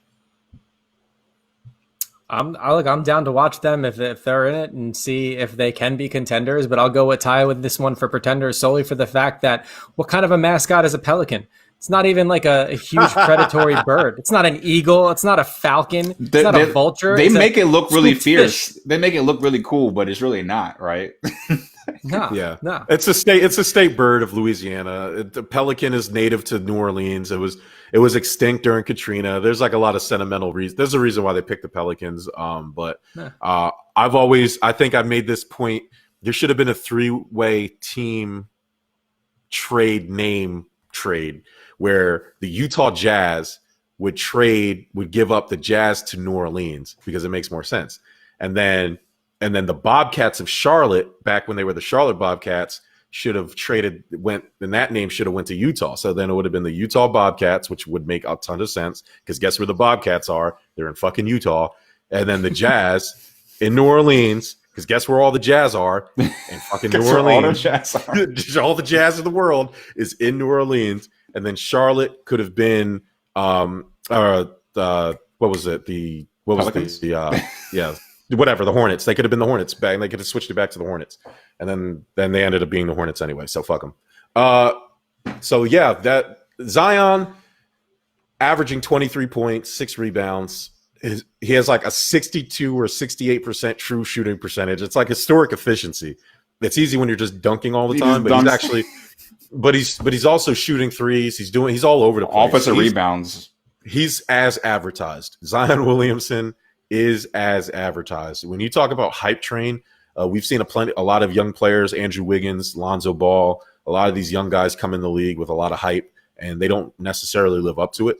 Zion has done all that and more. I mean, the guy's amazing. He is the reason why they expanded the playoffs, because they wanted to get Zion in the playoffs. That team, they're probably too young to be real contenders, but I'm going to call them contenders because they have Zion. Drew Holiday has come into his own. Lonzo developed a little bit of a shot.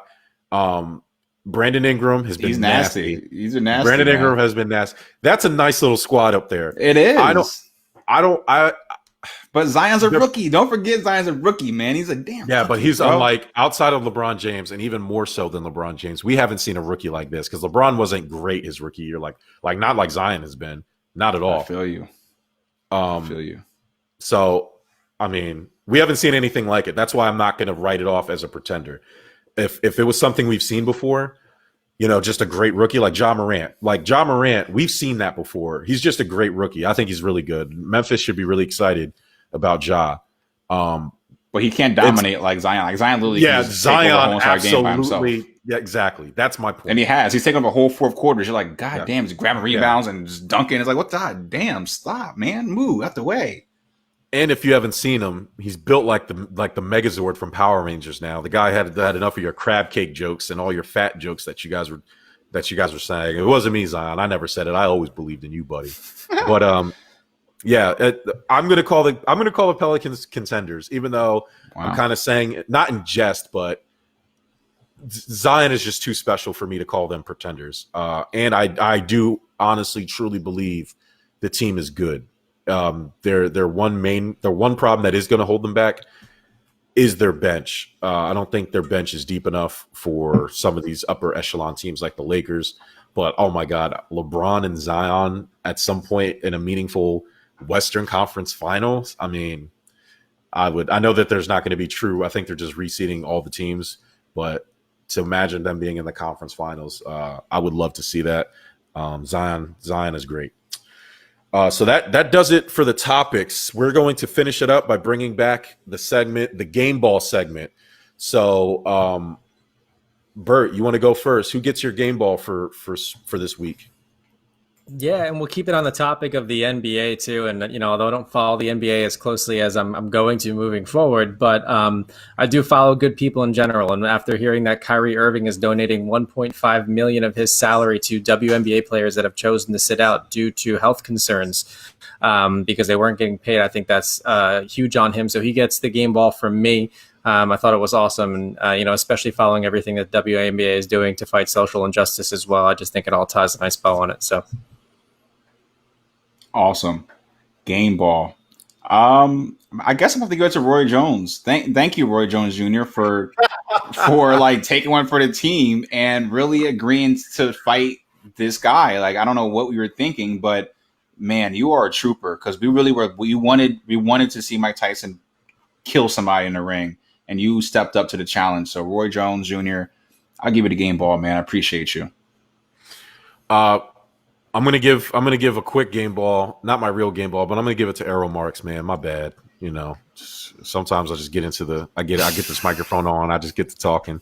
So anyway, I will give an honorary game ball to the WNBA. I wasn't gonna give them one at all because I thought they did it during the national anthem. You kind of did it before, so it kind of undermined what you did. But overall, outside of this instance where you're walking out of the national anthem and putting Breonna Taylor's name on the back of your jersey, WNBA has actually been pretty proactive on everything social justice. It's the fact that they're women that it's not getting a lot of praise and not being talked about enough. Maya Moore, prime example, literally probably the greatest WNBA player ever, giving it up and helping free a man who's unjustly incarcerated and wrongly convicted. If that was a man that did that, it would be 1,000 times more prominent in the news. And the WNBA, if people aren't paying attention, they should be. They've been at the forefront for a lot of social justice. So I will give them an honorary game ball. I'm sure if Corey and Mike were here, one of them would have gave it. They would have found their way. I just didn't want this show to end without showing them some love. But my real game ball that I picked, Alex Smith. Alex Smith, finally, doctors have cleared him to return to play. He is returning to Washington. He expects to play, was his direct quote. I expect to play. He wants to play football. He's been out of the league for the last couple of years. He had a gruesome leg injury, followed by multiple surgeries because his injury got infected. It almost looked like a flesh-eating virus. So there has been photos of his leg over the years on the internet. It looks bad. It looked like his leg was just going to be falling off. But he's out he there. He almost had to amputate it. They almost had to amputate it. He is kept. I know a lot of people have Alex Smith jokes. I happen to like Alex Smith. I think he is. Again, he's in that Kirk Cousins class. He's shown he can win a lot of football games. He won a shit ton of football games in Kansas City. I think he kind of changed the way people viewed him after his exit from San Francisco. I do think he can help a football team. I don't know if starting is going to be in his immediate future. I do think he can start for a football team. But I would expect him to come in as a backup and then spell. I'm not totally sold on Dwayne Haskins. I know he's had to overcome a lot last year with the team and the changing of the coach and everything that's happening in Washington right now. So I'm not writing off Dwayne Haskins, but when I watch him, I just don't see what everybody else sees. But we'll see. I could be wrong. I don't know. I know I like Alex Smith. I know what Alex Smith can do. And if I were a betting man, I would trust Alex Smith coming off of an injury based over what I've seen from Dwayne Haskins. But I agree. More than likely, Alex Smith will be on a different team after this year. I'm sure the Washington will cut ties. I mean, they're starting over. There's no need to go back to Alex Smith. I understand the business part of that. But he does get my game ball for not giving. A lot of people would just give up. He hasn't given up the last couple of years. He wants to play. He will play. I believe in Alex Smith. And so he will get my game ball. So that does it. That does it for this week's episode. Thank you guys for joining us. This was Stuff About Sports presented by the Give Us a Shot Network, www.giveusashot.network.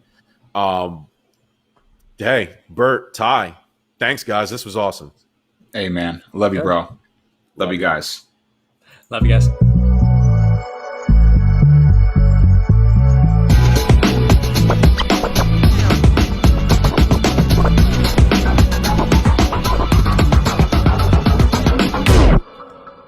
Sports.